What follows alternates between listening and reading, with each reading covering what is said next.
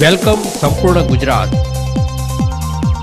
સંપૂર્ણ ગુજરાતમાં આપનું સ્વાગત છે. પાલનપુર શહેરમાં આજે ભર બપોરે યુવક પર છરી વડે ઘાતકી હુમલો થતા પોલીસ દોડતી થઈ ગઈ છે. શહેરની શિવમ એગ્રોમાં ફરજ બજાવતા મુકેશ ઝાલા નામના કર્મચારીને ગઈકાલે સાંજે કેટલાક યુવકો સાથે બબાલ થઈ હતી, જેના સમાધાન માટે આજે વિવેક હોટલ પાસે કેટલાક વ્યક્તિઓને મુકેશ ઝાલાએ બોલાવ્યા હતા.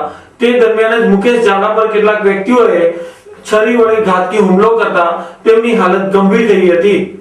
તેમને ગળાના ભાગે અને પેટના ભાગે ગંભીર ઇજાઓ પહોંચતા પહેલા તેમને પાલનપુર સિવિલમાં સારવાર હેઠળ ખસેડાયા અને ત્યારબાદ તેમને વધુ સારવાર માટે અમદાવાદ ખસેડવાની ફરજ પડી છે. આ ઘટના બાદ પશ્ચિમ અને પૂર્વ પોલીસનો સ્ટાફ તાત્કાલિક સિવિલ હોસ્પિટલમાં દોડી આવ્યો હતો.